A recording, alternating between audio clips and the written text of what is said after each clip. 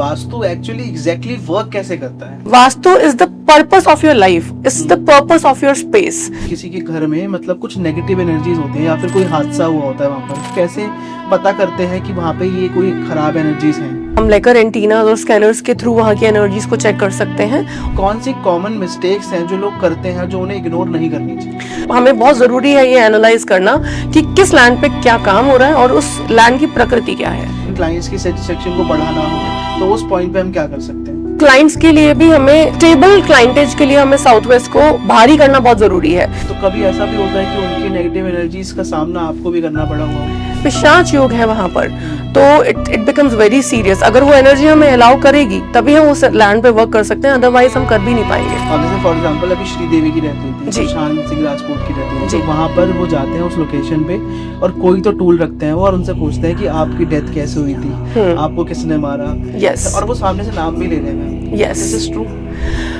बहुत हद तक देखो ट्रू नहीं भी होता, क्योंकि आजकल बहुत सारे लोग एडवांटेज भी ले लेते हैं सोशल मीडिया का क्लाइंट्स को अट्रैक्ट करने के लिए। बट मैं ऐसा भी नहीं बोलूंगी कि ट्रूथ नहीं है।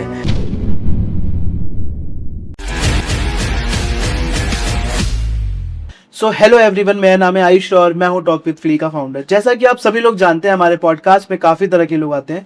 हमारे पॉडकास्ट में एस्ट्रोलॉजर आते हैं, न्यूमरोलॉजिस्ट आते हैं, एंटरप्रेन्योर्स आते हैं, बिजनेसमैन आते हैं। लेकिन आज मैं आपको जिनसे मिलवाने वाला हूँ वो एक रियल स्टोरी, रियल कहानी और काफी सारे लोगों की हेल्प करी है और वो हमारी लाइफ का बहुत इंपॉर्टेंट पार्ट जो है मतलब प्ले करते हैं। वास्तु जिसे कहते हैं, वास्तु को आजकल लोग बहुत ज्यादा सीरियस लेने लग गए हैं। हर घर बनवाने से पहले, हर ऑफिस लेने से पहले वास्तु की समझ होना बहुत इंपॉर्टेंट हो गया है, क्योंकि छोटी सी गलती भी आपके पूरे जो करियर है या फिर आपकी जो अपॉर्चुनिटीज हैं उसको वो रोक देती हैं।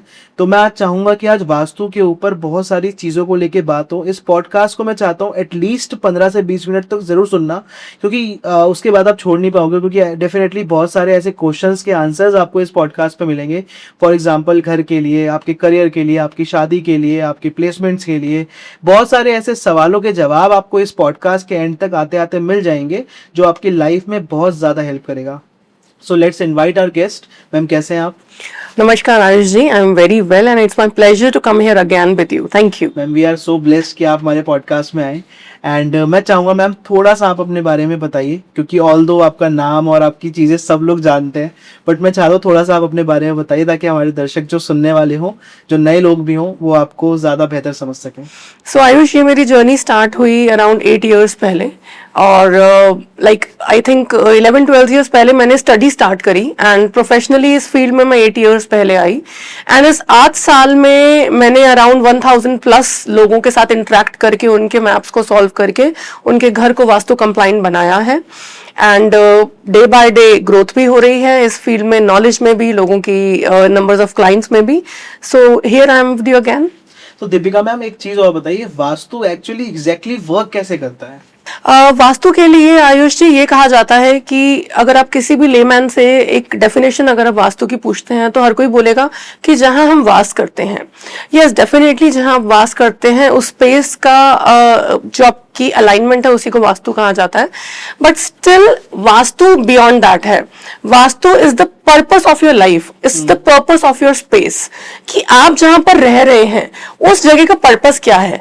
घर में अगर आप रह रहे हैं तो घर का पर्पस है कि घर के मेंबर्स में हार्मोनी रहे, एक वेल्थ का प्रॉपर फ्लो रहे, घर में आपस में हार्मनी के साथ साथ प्रोस्पेरिटी रहे, एंसेस्टर्स की ब्लेसिंग मिले, भगवान की ब्लेसिंग्स मिले और अच्छे से घर में सब रह पाए। But at the same time यही पर्पस तो आप किसी इंडस्ट्री का नहीं होगा ना, किसी फैक्ट्री का नहीं होगा, हॉस्पिटल का अलग पर्पस होगा, स्कूल का अलग पर्पस होगा। So vastu is basically to first of all understand the purpose of the space where you are working, where you are living. उसके बाद उस पर्पस को आप समझकर वास्तु के अकॉर्डिंग अपने घर को अलाइन कर सकते हैं, अपनी स्पेस को अलाइन कर सकते हैं। Ma'am, if we are talking about कि वास्तु के अलावा ऐसे कौन से रास्ते हैं जहां से या फिर मोडालिटीज हैं जहां से आप ग्रो कर सकते हो वास्तु को हटाकर, अगर हम नहीं करना चाहते तो? ओके, अगर मैं एक इंडिविजुअल की बात करूं तो वास्तु तो बेसिकली आपकी ओवरऑल डेवलपमेंट और आपकी सुख समृद्धि और प्रॉस्पेरिटी के रास्ते पे आपको लेके जाता है। बट अगर एक इंडिविजुअल को अपनी लाइफ में ग्रोथ चाहिए या अगर एक इंडिविजुअल चाहता है कि वो अपने ऊपर वर्क कर सके, तो आई वुड रिकमेंड आज की डेट में जो मेरे बहुत करीबी और बहुत मेरी फेवरेट मोडालिटीज है, उनमें से है एक स्वर विज्ञान and the other one is जो आपकी चक्रास बैलेंसिंग है वो। स्वर विज्ञान वो विज्ञान है जो माँ पार्वती ने शिवजी जी से कुछ हिडन रहस्य मांगे थे। एक बार उनकी कन्वर्सेशन हो रही थी माँ पार्वती और भगवान शिव की, तो माँ पार्वती ने भगवान शिव को बोला कि दुनिया में बहुत सारी चीजें आ गई हैं, लोग अपनी अपनी प्रॉब्लम्स के सॉल्यूशन निकाल रहे हैं, बट क्या कोई एक ऐसा हिडन रहस्य है या कोई एक ऐसा सीक्रेट है जिससे कि हर इंसान ब्लेसिंग ले सके और हर एक प्रॉब्लम का तोड़ निकल पाए। ये जो जितने भी संसार में लोग हैं उन सबको सभी प्रॉब्लम से एक तरीके से मुक्ति मिल पाए, फ्रीडम मिल पाए। तो भगवान शिव ने उस रहस्य को बताया जो कभी किसी को नहीं पता था, and that is the hidden science of स्वर विज्ञान, जिसे शिव सर्वोदया भी कहा जाता है। तो ये स्वर विज्ञान इतनी पावरफुल टेक्निक है, अगर कोई इंसान इसके अकॉर्डिंग अपनी डे टू डे लाइफ में वर्क करता है या सारी चीजें स्वर विज्ञान के अकॉर्डिंग करता है तो उसकी लाइफ बहुत ही पॉजिटिव हो सकती है। And last but not least, अगर आप अपने चक्रास बैलेंसिंग के ऊपर वर्क करते हो तो नो डाउट अगर सारे आपके चक्रास अलाइन है तो B it the materialistic word से एक डिवाइन ब्लेसिंग तक जो आपका कनेक्शन पहुंचता है ना, it is because of chakra balancing. तो जो वर्ड आपने अभी यूज करा स्वर विज्ञान, वो मतलब बहुत पुराने टाइम से चलता आ रहा है जी, लोगों को पता नहीं है इस बारे में, वो एक अलग बात है। बट पॉइंट ये है कि अगर मैं आपसे पूछूं स्वर विज्ञान से रिलेटेड एक कोई ऐसी टिप जिसके थ्रू हम अपनी लाइफ में बहुत ज्यादा ग्रो कर सके और मेंटली बहुत स्ट्रांग हो सके। ओके, तो स्वर विज्ञान की एक मैं बहुत ब्यूटीफुल आपको टेक्निक बताती हूँ, उसको टेक्निक बोल लीजिए या अपने लाइफ को बहुत हद तक बेटर बनाने का एक रेमेडी पूछ लीजिए। अर्ली मॉर्निंग जब आप उठते हैं, उठने के बाद आपने सब फर्स्ट ऑफ ऑल अपना नॉस्ट्रल चेक करना है। Swar vigyan is all about your breath, जो आप ले रहे हैं, जो आप अपनी बॉडी में ले रहे हैं और जो आप छोड़ रहे हैं, राइट। तो आपने अपने स्वर का मतलब बेसिकली आपने अपना ब्रेथ चेक करना है। एक बार में या तो आपकी लेफ्ट नॉस्ट्रल एक्टिव होगी या आपकी राइट नॉस्ट्रल एक्टिव होगी। So you have to check your swar कि आपका ईड़ा नाड़ी एक्टिव है या पिंगला नाड़ी एक्टिव है। तो ये आप बेसिकली एक बार अपनी ये नॉस्ट्रल क्लोज कर लीजिए and you can breathe in and breathe out from your left nostril, and same you can do with close your left nostril and breathe in and breathe out with your right nostril. So you'll get to know कि easily flow air का कहाँ से है। तो early morning में when you wake up, first of all check your breath, which breath is active। तो जो भी breath आपकी एक्टिव है, जो भी nostril आपकी एक्टिव है, वही आपने फुट अपना जमीन पर पहले रखना है। आप ये करके देखिए और आप मुझे 15 दिन के अंदर बताना कि आपने उस दिन जिस दिन आपने अपना स्वर चेक करके वही पैर आपने जमीन पे रखा, तो आप मुझे बताइएगा कि विद इन 15 डेज आपकी लाइफ में क्या चेंज आए। मेरे अकॉर्डिंग अगर आप ये करते हो तो पूरे दिन में कोई भी काम आप करोगे ना, ऐसा नहीं होगा कि कोई काम आपका फुलफिल ना हो। You will feel at the end of the day you will feel कि आपके सारे काम बहुत अच्छे से हो गए। एक्यूरेट श्योर होता है। एब्सोल्युटली। सो दीपिका, मेरा अगला सवाल आपसे ये है कि जो डाउजिंग टूल होते हैं ये वर्क कैसे करते हैं और ये एक्चुअली में इतने एक्यूरेट होते हैं?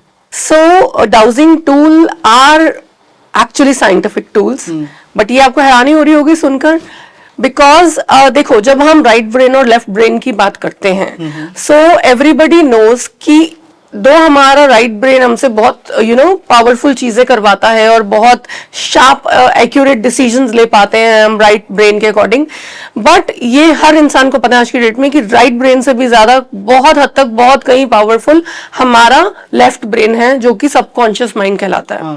तो जो डाउजिंग टूल्स हैं ये हमारे सबकॉन्शियस माइंड से वर्क करते हैं और हम इन टूल्स के अकॉर्डिंग ही पता चला पाते हैं कि किस लैंड की कैसे एनर्जी है, किसी घर में पॉजिटिव एनर्जी है या नेगेटिव एनर्जी है, वहां पे एनर्जी किस टाइप की है, क्या कोई आईआर एनर्जी तो नहीं है, इंटेंशनल किसी की आपके घर में नजर तो नहीं लगी हुई, या फिर कोई बीवाई एनर्जीज बंधन योग तो नहीं है, या पिशाच योग की, ये एनर्जीज भी हम सेंस कर सकते हैं किसी भी डाउजिंग टूल से। और डाउजिंग टूल्स में आपके पेंडुलम्स आते हैं, आपके स्कैनर्स आते हैं जिनको हम एल रॉड भी कहते हैं, लेकर एंटीनास। इन सभी टूल्स के थ्रू वी कैन सी कि किसी घर में किसी प्लेस में क्या एनर्जी लेवल है और वहां पे किस किस रेमेडी की जरूरत है। एंड इनफैक्ट कि आजकल लेकर एंटीनास तो इतने पावरफुल हैं कि हम यूनिवर्स से एनर्जीज लेके उस स्पेस को एनर्जी दे भी सकते हैं उन टूल्स के थ्रू। तो मैम अगर मैं ये कह सकता हूँ किसी को अपना वास्तु में अगर करियर स्टार्ट करना है तो उसको जो डाउजिंग टूल है उनकी समझ होनी बहुत इंपॉर्टेंट है। एब्सोल्युटली, इनके बिना तो एक वास्तु कंसल्टेंट अपने आप में बिल्कुल इनकम्प्लीट है। इन सभी टूल्स की नॉलेज होना बहुत जरूरी है, और जितना आपका सबकॉन्शियस जितना एक्टिव होगा उतना इन टूल्स के ऊपर होल्ड आपका ज्यादा अच्छा बनेगा। अच्छा मैम, एक और चीज होती है, कभी कभी किसी की लैंड में या फिर किसी के घर में मतलब कुछ नेगेटिव एनर्जीज होती हैं, या फिर कोई हादसा हुआ होता है वहां पर, पहले किसी को आते हुए तो पता नहीं चलता, कोई रेंट पे ले रहा है या फिर कोई खरीद ले रहा है जी। तो उस टाइम पे उस जो नेगेटिव एनर्जी या ब्लैक मैजिक कह सकते हो आप, तो साइंटिफिकली हम उसको कैसे पता करते हैं कि वहां पे ये कोई खराब एनर्जीज हैं? बहुत सारे तरीके होते हैं लैंड एनर्जी को चेक करने के लिए, एंड उसमें से अभी हम डिस्कस कर रहे थे डाउजिंग टूल्स के बारे में। Dowsing tools are one of them. हम लेकर एंटीना और स्कैनर्स के थ्रू वहाँ की एनर्जीज को चेक कर सकते हैं। उसके अलावा भी बहुत सारे पैटर्न्स होते हैं, आजकल सॉयल टेस्टिंग का भी बहुत सारे पैटर्न्स होते हैं। Soil testing also plays very important and vital role in it. Okay अगर मैं आपसे पूछूं कि जो लोग वास्तु का ध्यान नहीं रख पाते हैं घर बनवाते वक्त या फिर कोई ऑफिस लेते वक्त, तो ऐसी कौन सी कॉमन मिस्टेक्स हैं जो लोग करते हैं जो उन्हें इग्नोर नहीं करनी चाहिए? आयुष जी, हर लैंड की एक प्रकृति होती है, सात्विक, राजसिक और तामसिक। तो किस लैंड पर, जैसे हमने इनिशियली जब भी पॉडकास्ट जब हमारा स्टार्ट हुआ था, वी वर डिस्कसिंग अबाउट कि कोई भी लैंड है तो उस लैंड के ऊपर जो वास्तु है वो हम उस पहले पर्पस डिफाइन करते हैं उस स्पेस का, एंड पर्पस के बाद we get to do the vastu. तो पहले तो उस पर्पस को जब आप समझोगे तो अब उस पर्पस के अकॉर्डिंग उस लैंड पर कौन सी एनर्जी की रिक्वायरमेंट थी, सात्विक, राजसिक या तामसिक।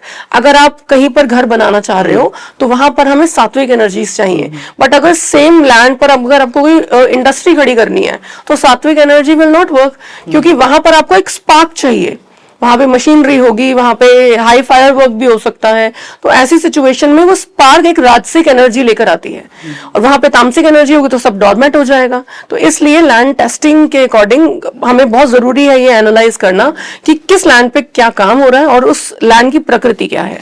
एज अ वास्तु कंसल्टेंट जब किसी लैंड को आप टेस्ट करते हो वहां पे कोई नेगेटिव एनर्जी है या नहीं है, तो कभी ऐसा भी होता है कि उनकी नेगेटिव एनर्जीज का सामना आपको भी करना पड़ा हुआ हो?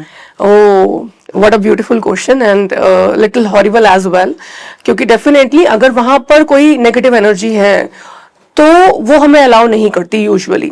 तो ऐसी सिचुएशन में बहुत टैक्टफुली हमें इन चीजों को डील करना पड़ता है, और कई बार अगर वो एनर्जीज हमें बिल्कुल भी अलाउ नहीं कर रही हैं, because dowsing tools are are medium जिनके थ्रू हम उन एनर्जीज के साथ कनेक्ट होकर समझ पाते हैं कि हमें उस लैंड पे कनेक्ट करना है या नहीं करना है। बंधन योग है, we can easily remove that, but at the same time अगर कोई पिशाच योग है वहां पर तो इट बिकम्स वेरी सीरियस। अगर वो एनर्जी हमें अलाउ करेगी तभी हम उस लैंड पे वर्क कर सकते हैं, अदरवाइज हम कर भी नहीं पाएंगे। सो आर यू कनेक्टिंग और टॉकिंग विद द स्पिरिट्स या जो वहां पे होती है? Yes, with the medium of dowsing tools. Okay एक मेरा एक आउट ऑफ कॉन्टेक्स्ट भी क्वेश्चन है। आजकल मैम मैं काफी रील्स देखता हूँ, तो ऐसा होता है कि आप बताना सच है कि नहीं है कि जो स्पिरिट्स होती हैं या किसी की अननोइंगली डेथ हो जाती है, कुछ ऐसा होता है, तो कोई वहां पे जाता है, मतलब इंडस्ट्री एक्सपर्ट जो भी रहते होंगे वो वहां पे जाता है और वो कोई टूल होता है जिससे वो बात करते हैं कि आपकी डेथ कैसे हुई थी या कैसे। तो ये this is a part of like ये सारी चीजों का? हाँ, वास्तु एक अपने आप में बिल्कुल एक डिफरेंट मोडालिटी हो जाती है, बट स्पिरिट से कनेक्ट करना भी एक मोडालिटी है, and it is growing actually very much. और ये चीज बिल्कुल सच है। स्पिरिट्स हो गए, आपके पेट्स हो गए, आजकल आप देखते हो एनिमल कम्युनिकेशन भी चलता है। तो देयर आर पीपल जो कि एनिमल कम्युनिकेटर हैं, जो उनकी बात आप तक पहुंचाते हैं। उनके स्पिरिट, अगर आपके पेट्स नहीं रहे, उनकी स्पिरिट से भी वी कैन टॉक। अगर कोई आपके लव्ड वन जो कि अभी नहीं रहे, वो भी एक मीडियम का काम करते हैं, जो कि आपकी उनकी कोई ऐसी बात जो वो आपको कन्वे करना चाहते हैं, उससे लाइफ बहुत इजी हो जाती है।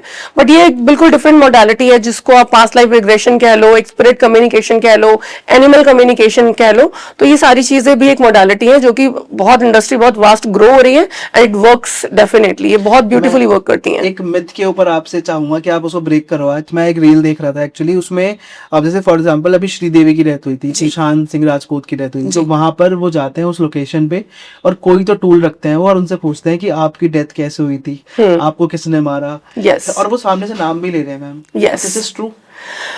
बहुत हद तक देखो ट्रू नहीं भी होता, क्योंकि आजकल बहुत सारे लोग एडवांटेज भी ले लेते हैं सोशल मीडिया का क्लाइंट्स को अट्रैक्ट करने के लिए। बट मैं ऐसा भी नहीं बोलूंगी कि ट्रूथ नहीं है, बट आप जिस इंसान को भी वो मीडियम बना रहे हो उसके ऊपर अच्छी सी पहले आप रिसर्च कर लो कि उनके फीडबैक ले लो, उनके रिव्यूज चेक कर लीजिए। सही भी हो सकता है, और बट आप किसी पे भी ट्रस्ट करो तो पहले पूरा रिव्यू लेकर ट्रस्ट करो। ओके तो एक अगला सवाल मेरा मैम रिलेटेड कि आजकल लोग ना मेहनत बहुत करते जी। हैं और बहुत ज्यादा काम करते हैं, और कभी कभी ऐसा होता है कि बहुत मेहनत करने के बाद भी जो कामयाबी है, जो सक्सेस है, उनके पास नहीं आ पाती है। इसके पीछे रीजन वो खुद को मानते हैं, मैं शायद मेहनत नहीं कर रहा या कुछ अच्छे से नहीं कर पा रहा। तो क्या इसमें कोई वास्तु का भी दोष होता है कि घर की एनर्जीज भी बहुत मैटर करती हैं? बहुत बहुत ज्यादा मैटर करती हैं, बिकॉज वास्तु में अगर एक लेमैन की तरह आप घर में रह रहे हो and you are not aware about the vastu, at the same time अगर आपका वेस्ट जोन पॉल्यूटेड है, वेस्ट जोन में आपका कोई फायर एलिमेंट आ गया है या आपका वाटर एलिमेंट आ गया है, वो आपको ग्रो करने ही नहीं देगा। वेस्ट जोन जो है वो अपने आप में आपके एफर्ट्स को फल देने वाला जोन है ना, भगवान शनिदेव का जोन है वो। और वहां पर अगर कोई ऐसी एंटी एलिमेंट या एंटी एक्टिविटी या एंटी कलर आ रहा है तो वो आपकी लाइफ में जितने मर्जी आप एफर्ट्स कर लो, आप आगे बढ़ ही नहीं पाओगे। तो इसलिए वास्तु का नॉलेज होना इज वेरी इंपॉर्टेंट, अपने घर के वेस्ट को अलाइन करना इज वेरी इंपॉर्टेंट। और हो सकता है कि आप कहीं गलत जोन में सो रहे हो, कोई ऐसे एक्टिविटी है, तो ये सारी चीजें वास्तु के बारे में जब आप अवेयरनेस लेकर आओगे तभी आप समझ पाओगे। मैम वही बच्चों के पेपर चल रहे, कल ही नीट के एग्जाम थे, Yeah. तो आजकल पढ़ाई पे फोकस करना बहुत इंपॉर्टेंट हो गया है। तो as a vastu consultant expert अगर मैं आपसे पूछूं कि ऐसा कौन सा एरिया है, जोन है, जहाँ पे बच्चे बैठे तो पढ़ाई पे फोकस करके काम कर सके? ओके, सो वेरी ब्यूटीफुल एक डायरेक्शन है हमारे घर में जब हम एक 16 डिवीजन में किसी मैप को ग्रिड करते हैं, that is called west of south west zone. West of south west zone माँ सरस्वती का जोन है एंड माँ Saraswati is all about education. तो वेस्ट साउथ वेस्ट जोन एक ऐसा जोन है जहां पर अगर बच्चे बैठ के पढ़ाई करते हैं तो उनका चाहे वो पढ़े या वो ना पढ़े, उनका रिजल्ट 100% अच्छा आने वाला है। क्यों? क्योंकि वहां पर अगर उनकी बुक्स भी रखी है, वो बैठ के पढ़ भी रहे हैं ना, तो उनका जो कनेक्शन है ऐसा बैठेगा बुक्स के साथ कि एक बार उन्होंने कोई लाइन अगर रीड भी कर ली ना, वो उनके सबकॉन्शियस में इम्बाइब हो जाएगी। एंड जब वो एग्जाम दे रहे होंगे, उनको आंसर्स उन्होंने पढ़े हैं एक दिन पहले या नहीं पढ़े, वो कहीं ना कहीं सबकॉन्शियस में इम्बाइब्ड है and they can easily do their paper well. तो इसलिए वेस्ट साउथ वेस्ट जोन को अच्छे से अलाइन करना, वहां पर आप एक ब्यूटीफुल सी माँ सरस्वती का आइडल रखिए, वहां पर आप गोपी चंदन का स्वास्तिक बनाइए, ये सब करने से ये जोन एनर्जाइज्ड होगा और आपके बच्चे का रिजल्ट अच्छा आएगा। मैम एक और इम्पोर्टेंट क्वेश्चन मैं आपसे पूछूं कि आजकल लोगों की जो रिलेशनशिप को लेके चीजें चल रही हैं, बहुत ज्यादा उथल पुथल होकर चल रही हैं जी। तो ऐसी कौन सी चीजें हैं जब किसी रिलेशन में हम जाएं, शादी में या फिर कैसे भी, तो उसमें क्या ऐसी चीजें जो हमें देखनी चाहिए ताकि हम तभी आगे बढ़े, कोई कदम बढ़ाएं? रिलेशनशिप के लिए अगेन हमारे घर में बहुत सारे जोन्स हैं, रिलेशनशिप को बहुत सारे जोन्स गवर्न करते हैं, but primarily if you are talking about husband and wife, तो इसके लिए आपको सबसे पहले अपने घर का east of north east zone देखने की जरूरत है।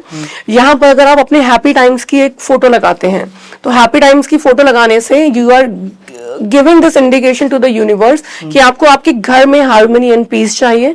तो वो जो जोन है, वो जोन भी अपने आप में एक एंजॉयमेंट का, फन का जोन है। तो वहां जब आप एक हैप्पी टाइम्स की पिक लगाते हैं तो आपकी फैमिलीज में बहुत अच्छे से खुशहाली आती है।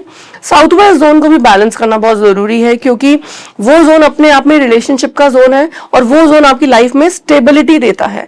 तो जब इन दो जोन्स पे आप वर्क करते हैं तो आपकी लाइफ में मैरिटल ब्लिस भी आता है और जितने लोग घर में रहते हैं उनके अंदर हार्मनी भी क्रिएट होती है। एक और इम्पोर्टेंट क्वेश्चन मैम कि जब हम कोई मंदिर की प्लेसमेंट रखते हैं, मतलब उन्हें स्थापित करते हैं, तो कहा जाता है कि जो लक्ष्मी जी है वो राइट साइड पे आएंगी, गणेश जी लेफ्ट साइड पे आएंगे, और जो प्लेसमेंट्स होती हैं वो भगवान की किस डायरेक्शन में होनी चाहिए, किस तरफ रखना चाहिए, ये इन चीज़ों में लोग कंफ्यूज रहते हैं कहीं ना कहीं। ऑल्दो हमें पता है कि अब कैसे कैसे करना है, बट क्या इसका भी इम्पैक्ट पड़ता है हमारी लाइफ में? देखो, जितने भी जोन्स हैं, राइट, आप अगर आजकल एक ये भी मिथ है कि मंदिर सिर्फ नॉर्थ ईस्ट में होना चाहिए and people are crazy about it. घर में नया घर ले रहे हैं तो नॉर्थ ईस्ट को बिल्कुल ऐसे करना है कि वही मंदिर बनाना है। तो पहला तो एक यही मिथ मैं आपका ब्रेक करती हूँ कि नॉर्थ ईस्ट जोन में मंदिर अच्छा है, बट उसके भी बहुत सारे प्रोज एंड कॉन्स हैं, उनको समझना बहुत जरूरी है। और ऐसा नहीं कि नॉर्थ ईस्ट जोन के अलावा कहीं पर मंदिर हो ही नहीं सकता। बहुत सारे ऐसे पॉजिटिव जोन्स हैं, ईस्ट है, वेस्ट है, और भी बहुत सारे जोन्स हैं जहां पर आप मंदिर की स्थापना कर सकते हैं। एंड उसके अलावा हर जोन के कोई ना कोई डेडिकेटेड लॉर्ड है, अगर वहां पर आप वो भगवान को स्थापित करते हो तो आपको डायरेक्ट उन भगवान की ब्लेसिंग्स मिलती हैं। जैसे कि नॉर्थ ईस्ट में आप शिव परिवार प्लेस कर सकते हैं, जैसे कि आप ईस्ट जोन में सूर्य भगवान को, इंद्रदेव को जगह दे सकते हैं। East of south east zone में आप नंदी बुल को प्लेस कर सकते हैं, नंदी माँ की पूजा कर सकते हैं। साउथ ईस्ट जोन में आप दुर्गा माँ लक्ष्मी को स्थापित करके उनकी पूजा कर सकते हैं। साउथ ऑफ ईस्ट जोन, वहां पर आप पंचमुखी बालाजी, पंचमुखी हनुमान जी की फोटो प्लेस कर सकते हैं। साउथ में आप यम देवता का स्थान है, वहां पर हम यम देवता को स्थापित कर सकते हैं। साउथ साउथ वेस्ट जो जोन है वहां पर गंधर्व देवता का स्थान है। साउथ वेस्ट जो जोन है बेसिकली वो हमारे पितरों का जोन है, तो वहां पर आप अपने एंसेस्टर्स की फोटो रख सकते हैं जहां से उनकी ब्लेसिंग्स आप पर आए, आपके पितरों की ब्लेसिंग्स आप पर आए। वेस्ट साउथ वेस्ट माँ सरस्वती का जोन है।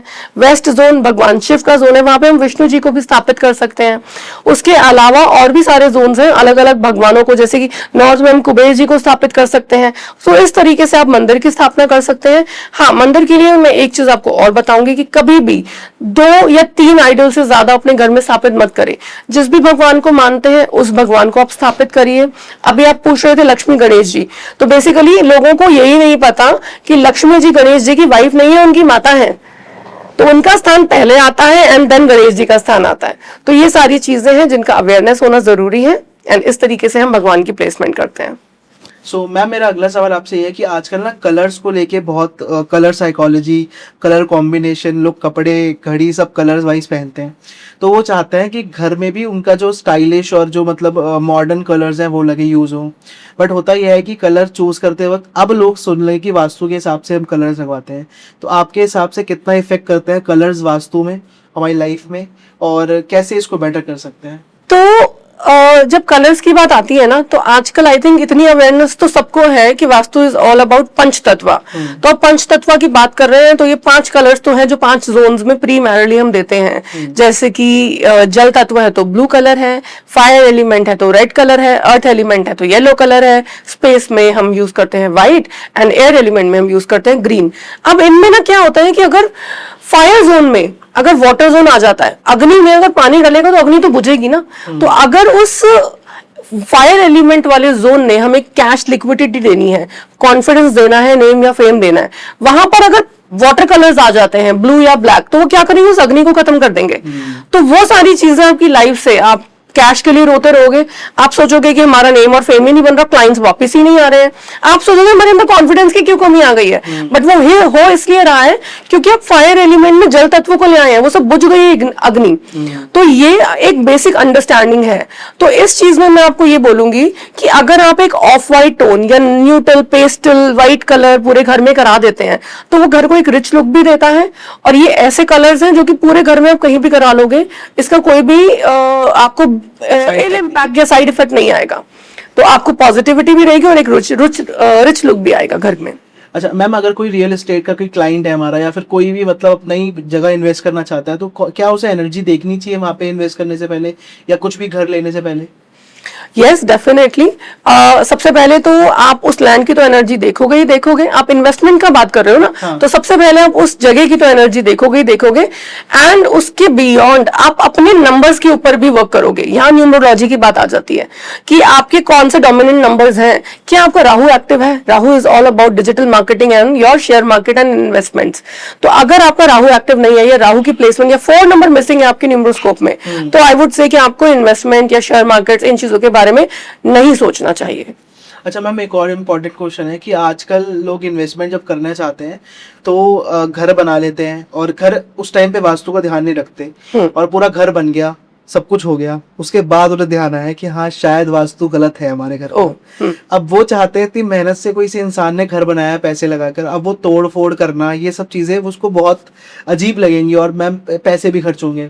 तो उस टाइम पे बिना तोड़ फोड़ किए अगर मैं आपसे पूछूं वास्तु को कैसे इम्प्लीमेंट करके अपनी लाइफ को बेटर कर सकते हैं अगर वो गलत है तो? So we do wheel in demolish free vastu, but 99% cases में आपको डिमोलिश करने की जरूरत नहीं पड़ती है।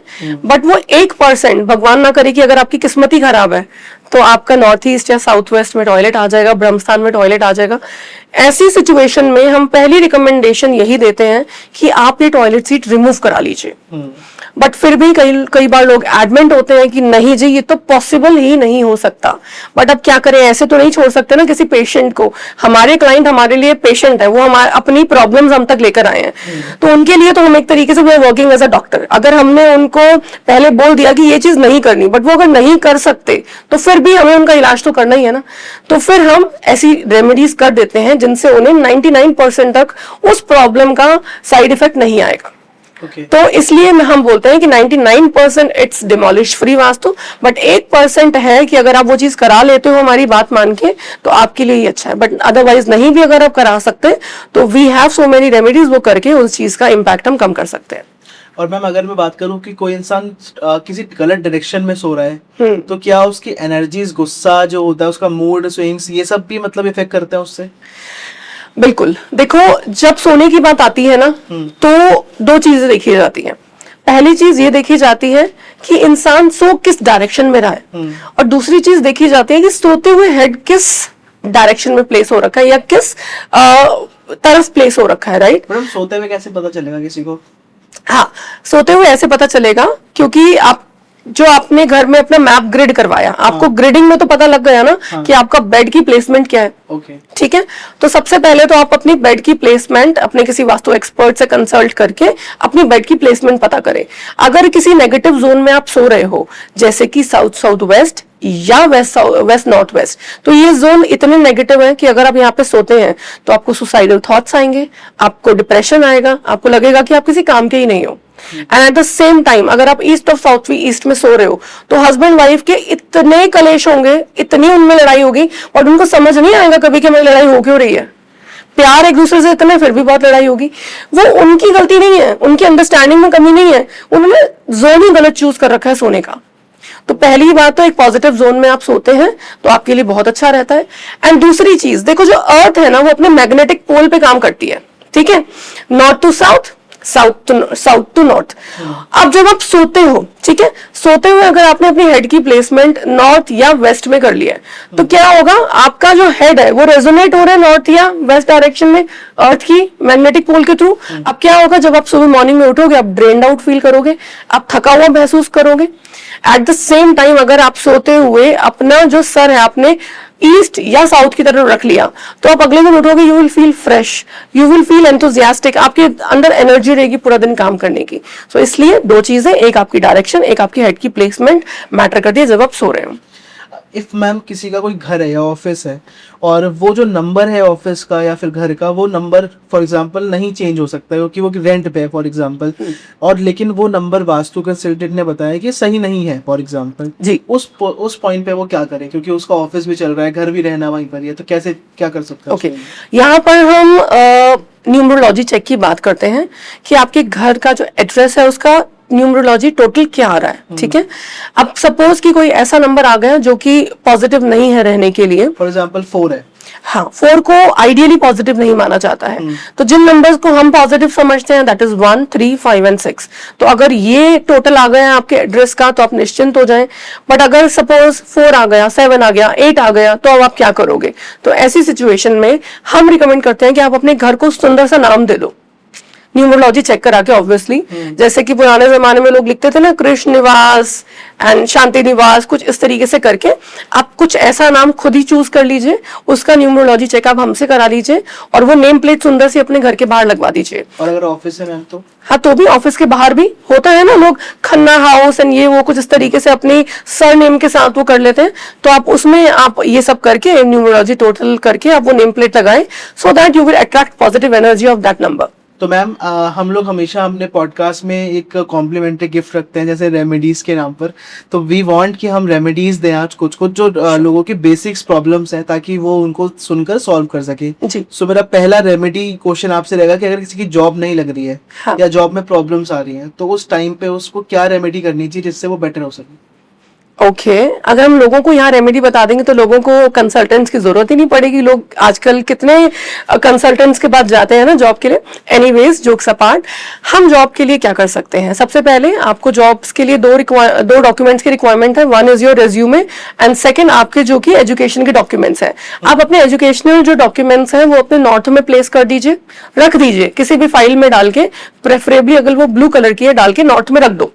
एंड जिस भी जगह आपने जॉब के लिए जाना है उस कंपनी का लोगो व्हाइट एनवेलप पे लगाइए और अपना रिज्यूमे डाल के नॉर्थ वेस्ट में रख दीजिए। 2 काम आपने ये कर दिए। तीसरा काम आपने करना है, जिस दिन भी आप इंटरव्यू के लिए जा रहे हैं, आप अपनी पॉकेट में 5 हरी इलायची डाल के ले जाइए। ये 3 चीजें आप कर लीजिए एंड आपकी जॉब ना लगे, पॉसिबल ही नहीं है। मैम बहुत सारे ऐसे लोग हैं जो शादी करने के लिए बहुत ज्यादा मतलब स्ट्रगल कर रहे हैं जी और सोच रहे हैं कि शादी हो जाए, लेकिन बहुत टाइम होने के बाद भी शादी नहीं हो पा रही होगी। जी। तो उस पॉइंट पे ऐसी क्या रेमेडी है जिससे उनकी शादी हो जाए और एक सही लाइफ पार्टनर उनको मिल सके? ओके देखो, जहाँ मैरिज की बात आती है ना, तो वहां पर सबसे बड़ी जो रिक्वायरमेंट है या जरूरत है वो है हमारे पितरों की ब्लेसिंग्स। अगर हमारे पितर हमसे खुश है ना, तो घर में मैरिज और बच्चे होने में कभी प्रॉब्लम नहीं आती है। पितृदोष नहीं होना चाहिए। पितृदोष अगर कहीं है तो दैट मीन्स उस घर का साउथ वेस्ट इम्बैलेंस है। साउथ वेस्ट में स्टेबिलिटी लाने के लिए एक बहुत ब्यूटीफुल रेमेडी है। आप एक मिट्टी का मटका लीजिए, उस मिट्टी के मटके में मिट्टी फिल कर दीजिए एंड उसके ऊपर जो मिट्टी की लिड आती है, लिड रख के एक मुट्ठी पीली सरसों भर के रख के पीले कपड़े से उसको कवर करके आप घर के साउथ वेस्ट में उसको शुक्ल पक्ष के सैटरडे को स्थापित कर दीजिए। ठीक है, ऐसा करने से आपकी साउथ वेस्ट स्ट्रांग होगा और पितरों की ब्लेसिंग्स आपको मिलेंगी। सेकेंड रेमेडी, आप किसी गरीब के बच्चे की अगर शादी करवाते हैं तो जो वहां से आपको इमेंस ब्लेसिंग्स मिलेंगी ना, तो वो आपके लिए जितनी भी ब्लॉकेजेस हैं शादी होने में वो दूर कर देंगे। एंड सेकेंड थिंग, अगर किसी लड़के या लड़की की शादी नहीं हो रही है तो उनको मां कात्यायनी का मंत्र जाप करना है 108 बार 41 डेज तक। तो ये सारी चीजें करने के बाद उनको डेफिनेटली उनके सारे ब्लॉकेजेस ओवर होंगे एंड बहुत अच्छे से उनकी शादी हो जाएगी। और मैम किसी को चाइल्ड बर्थ में इशू आ रहा है, क्योंकि आजकल मैं देख रहा हूँ कि चाइल्ड बर्थ में या फिर आजकल के खान पान की वजह से बहुत ज्यादा इशू आता है। तो इस पॉइंट पे, इस जगह पे अगर कोई पेरेंट्स है तो वो क्या करे जिससे उनको ये वाली जो समस्या है दूर हो सके? देखो, जब चाइल्ड बर्थ की बात आती है तो इसमें सबसे ज्यादा इंपॉर्टेंट वास्तु बहुत बड़ा रोल प्ले करता है। आपकी स्लीपिंग डायरेक्शन, हस्बैंड और वाइफ किस जोन में सो रहे हैं। अगर वो गलत जोन में सो रहे हैं वो कंसीव कर ही नहीं पाएंगे, और अगर कंसीव कर भी लिया तो मिसकैरेज होने के चांसेस रहते हैं। तो सबसे पहले यहाँ पर ये जानना बहुत जरूरी है आप लोगों के लिए कि आप किस डायरेक्शन में हस्बैंड एंड वाइफ सो रहे हैं। सेकेंड थिंग क्या है कि आप साउथ ईस्ट में एक देसी घी का दिया जलाना स्टार्ट करें। ऐसा करने से जो बेसिकली जो भी इश्यूज आ रहे हैं वो रिजॉल्व होते हैं। एंड यहाँ पर क्या कर सकते हैं कि हस्बैंड एंड वाइफ जहां जिस बेड पे सो रहे हैं वहां पर वो पीली सरसों एक पीले कपड़े में बांध के पोटली से रख देंगे, तो वहां उस आसपास के एरिया में जो नेगेटिव एनर्जी है वो रिमूव हो जाती है। एंड वाइफ को हमेशा ये ध्यान रखना चाहिए कि वो हमेशा सोते समय हस्बैंड के लेफ्ट साइड में ही सोए। तो ये सारी चीजें करने से बहुत ज्यादा पॉसिबिलिटी बन जाती है चाइल्ड कंसीविंग के लिए। तो मैम मेरा अगला रेमेडी के लिए क्वेश्चन आपसे ये है कि अगर किसी के लोन्स हैं या फिर किसी के ऊपर बहुत ज़्यादा कर्जे हैं, मतलब पैसे नहीं दे पा रहे हैं, वो डिस्प्यूट्स हो रहे हैं, तो उस पॉइंट पे ऐसा क्या रेमेडी है जिससे उनका जो कर्ज है या फिर जो पैसा है, लोन है, वो क्लियर हो जाए और उनको परेशानी का भी सामना ना करना पड़े? जब बैंकिंग की बात आती है, लोन नहीं होता रहा यानी कि कहीं ना कहीं बैंकिंग में कुछ इशू है, तो ये सब चेक करने के लिए हम क्या करते हैं कि हम सबसे पहले तो अपने घर का साउथ ईस्ट जोन चेक करेंगे। साउथ ईस्ट जोन को स्ट्रॉन्ग करेंगे। वहां डेली इवनिंग में आप अगर एक देसी घी का दिया जलाते हैं तो वो आपको बहुत हेल्प करता है आपकी कैश लिक्विडिटी को इंप्रूव करने के लिए। एंड यहाँ एक बहुत अच्छी सी रेमेडी आप कर सकते हैं कि आप एक लाल रंग का कपड़ा लीजिए, उसमें आपने 1 मुट्ठी चावल डालने हैं, 6 क्लोव्स डालनी है आपने, जो कि पूरी हो, ब्रेक ना हुई हो। वो आप 6 क्लोव्स डालोगे और उसके बाद आप एक भीमसेनी कपूर डालेंगे उसमें। वो पोटली को बंद करके आप शुक्ल पक्ष के फ्राइडे को ये साउथ ईस्ट में आप प्लेस कर दीजिए। ये करने से आपकी कैश लिक्विडिटी इंप्रूव होगी एंड आप अपने लोन्स को रीपे कर पाएंगे। एंड हाँ, जिसका लोन ना उतर रहा हो ना, वो काउस को फीड करना स्टार्ट कर दे। जब वो काउस को फीड करना स्टार्ट करेगा तो ऑटोमेटिकली सारे उनके ब्लॉकेजेस दूर होंगे एंड लिक्विडिटी, जब कैश लिक्विडिटी बेटर होगी तो लोन रीपेमेंट हो जाएगी। ओके, मेरा अगला सवाल मैम, आजकल काफी बिजनेसेस ऐसे हैं जो कहीं ना कहीं सिर्फ क्लाइंट्स की वजह से चलते हैं और हर बिजनेस में क्लाइंट्स बहुत इंपॉर्टेंट होते हैं। तो अगर किसी भी बिजनेस में क्लाइंट्स अगर बहुत ज्यादा लाने हो हम लोगों को या फिर क्लाइंट्स की सेटिस्फेक्शन को बढ़ाना हो, तो उस पॉइंट पे हम क्या कर सकते हैं? देखो, अगेन अगर हम वास्तु के अकॉर्डिंग बात करते हैं तो क्लाइंट्स के लिए भी हमें एक स्टेबल क्लाइंटेज के लिए हमें साउथ वेस्ट को भारी करना बहुत जरूरी है। साउथ वेस्ट को जितना भारी करते हैं साउथ वेस्ट उतना ज्यादा स्ट्रांग होता है, ठीक है। तो अगेन आप क्या कर सकते हैं, एक मिट्टी का मटका लीजिए, उसमें आपने मिट्टी फिल कर देनी है एंड उसके बाद उसको आपने मिट्टी के एक प्लेट से उसको कवर करके पीली सरसों उसमें डाल के येलो कपड़े से उसको बांधकर आपने साउथ वेस्ट में प्लेस कर देना है। इससे क्या होगा, साउथ वेस्ट हैवी होगा और आपकी लाइफ में ये जो क्लाइंट्स की स्टेबिलिटी है वो निकल कर आती है। उसके बाद आपने एक चीज और चेक करनी है कि जो आपके घर के स्लोप्स है, ढलान आती है ना घरों में, तो जो ढलान है वो टुवर्ड साउथ वेस्ट कभी भी ना हो। स्लोप्स बहुत इंपॉर्टेंट रोल प्ले करते हैं आपके घर की एनर्जी को बैलेंस करने के लिए। ये डिफाइन करते हैं कि आपके घर की एनर्जी कहां से कहां तक जा रही है। तो साउथ वेस्ट में स्लोप कभी भी नहीं आना चाहिए। आप अपने कैश लॉकर में एक सातमुखी रुद्राक्ष प्लेस कर सकते हैं। जब अपने कैश लॉकर में सातमुखी रुद्राक्ष प्लेस करते हैं तो क्लाइंटेज बेटर होती है ऐसे करने से। और आप क्या कर सकते हैं कि जो आपके घर का साउथ ईस्ट जोन है उसको भी आप बेटर कर सकते हैं, क्योंकि अगेन क्लाइंट्स की जब बात आती है तो वो आपके कैश की सर्कुलेशन की बात आ रही है। साउथ ईस्ट को इंप्रूव करिए, साउथ ईस्ट में देसी घी का दिया जलाना स्टार्ट करिए। ये सब करने से आपकी क्लाइंटेज भी बेटर होगी। अगर मैम किसी भी कोई कोर्ट केस चल रहा हो और वो बहुत टाइम से, लंबे टाइम से चले ही जा रहा है, उस टाइम पे उसको बंद कराने या फिर खुद को बेटर करने के लिए क्या ऐसी रेमेडी है जो हम यूज करें और उससे छुटकारा पा सकें? कोर्ट केस हमेशा गवर्न किए जाते हैं वेस्ट डायरेक्शन से, क्योंकि कहते हैं ना कि जो शनि भगवान है, शनि भगवान क्या है, न्याय के देवता है वो। तो सबसे पहले तो अगर आपको किसी भी कोर्ट केस में विन होना है तो सबसे पहले आपको ये पता होना चाहिए कि you are fighting with truth. आप ऑनेस्ट हो ना। अगर आप कहीं पर भी केस को मैनिपुलेट कर रहे हो तो आई वुड सजेस्ट कि आपको कोई रेमेडी करनी ही नहीं चाहिए उस केस को जीतने के लिए, क्योंकि वो फिर आपके ऊपर बैकफायर भी कर सकती है रेमेडीज। अगर आप कहीं ना कहीं ट्रूथफुल नहीं हो, सामने वाला सच्चा है, आप सच्चे नहीं हो और आप सोच रहे हो केस में आपकी जीत हो जाए, तो आपको रेमेडीज नहीं करनी चाहिए, क्योंकि वो बैकफायर करती हैं फिर। अगर आप सच्चे हो तो आप क्या कर सकते हो, आप सबसे पहले अपने वेस्ट को स्ट्रॉन्ग कर सकते हो। वेस्ट में आप काला सूरमा प्लेस कर सकते हैं। अगर 100 ग्राम काला सूरमा काले कपड़े में मान के अगर आप अपने वेस्ट में रखते हो तो आपको डेफिनेटली बहुत चांसेस है कि आप केस को विन कर जाएंगे। सैटरडे के सैटरडे अगर आप वेस्ट में एक सरसों के तेल का दिया लाइट करना स्टार्ट करते हैं, वो भी आपको बहुत हेल्प करता है। जिस दिन भी आप केस की हियरिंग के लिए जाएं, अपने पॉकेट में छोटे से कपड़े में, पीले कपड़े में पीली सरसों बांध के लेकर जाएं और प्लस एक ब्लू कलर का हैंकी। ये सब करने से बहुत चांसेस बढ़ जाते हैं कि कोर्ट केस में आप जीत जाएंगे। मेरा आखिरी एक रेमेडी जो मैं आपसे चाहता हूँ पूछना, आजकल लोग ब्लैक मैजिक और तंत्र वगैरह में काफी फंस जाते हैं। तो अगर कोई इंसान उसमें फंस गया है और वो बाहर नहीं निकल पा रहा है और उसको लगता है कि मेरे पीछे कुछ प्रॉब्लम्स हैं, तो उस चीजों से बाहर निकलने के लिए उसे क्या करना चाहिए? जिस भी घर में या किसी भी इंसान के ऊपर अगर ब्लैक मैजिक है, किसी को ऐसा सेंस हो रहा है, तो सबसे पहले तो ऐसे इंसान को जो वास्तु सॉल्ट आता है मार्केट में, आप एक तो पूरे घर में सॉल्ट की मॉपिंग रेगुलर करना स्टार्ट कर दीजिए एंड नहाते हुए अपने पानी में वास्तु सॉल्ट को मिक्स करके नहाना स्टार्ट कर दीजिए, सो दैट जो नेगेटिव एनर्जीज आपको इंपैक्ट कर रही हैं वो थोड़ा थोड़ा आपसे हटना स्टार्ट हो। उसके अलावा आप हनुमान चालीसा की चैंटिंग डेली कर सकते हैं 108 बार। आप क्या कर सकते हैं कि आप अपने घर में अगर आपको अपने ऊपर ब्लैक मैजिक फील हो रहा है तो आप अपने एक मुट्ठी में पीली सरसों आपने लेनी है, मुट्ठी बंद करके आपने अपने अपने सर के ऊपर से 11 बार एंटी क्लॉकवाइज उस पीली सरसों को वारना है और एक झटके में आपने घर से बाहर फेंक देना है। कोई भी नेगेटिव एनर्जी का इंपैक्ट अगर आपके ऊपर आ रहा है तो वो हट जाएगा। एंड आप अपने घर की एंट्रेंस पर अगर आप रेड कलर के स्वास्तिक बना देते हैं तो आपके घर के अंदर नेगेटिव एनर्जी एंटर करने से पहले एक बार को रुक ही जाएगी, वो आपके घर के अंदर एंटर करेगी नहीं। तो ये सारी छोटी छोटी चीजें करके आप नेगेटिव एनर्जी और ब्लैक मैजिक से दूर रह सकते हैं। मैम आखिर में मैं आपसे ये पूछूंगा कि अगर किसी को वास्तु के हिसाब से चलना है सारी चीजों में ताकि उसका कुछ भी गलत ना हो, तो आपके साथ में वो कैसे मिल सकता है, कंसल्ट कैसे कर सकते हैं सबसे पहले तो, क्योंकि और अगर उनको मतलब मिलना है आपसे कंसल्टेशन या कॉल पे बात करनी है तो क्या रास्ते होंगे जहाँ से वो आपसे मिलकर अपनी लाइफ को बेटर कर सके? नंबर हमारा स्क्रीन पर है, आप इस नंबर पे डायरेक्टली कांटेक्ट कर सकते हो। हमारी team will get in touch with you, आपको अपॉइंटमेंट मिल जाएगी। We can have offline visits, I can solve your map on online basis as well. So आप नीचे दिए गए नंबर पे कांटेक्ट कर सकते हो, तो get in touch with us.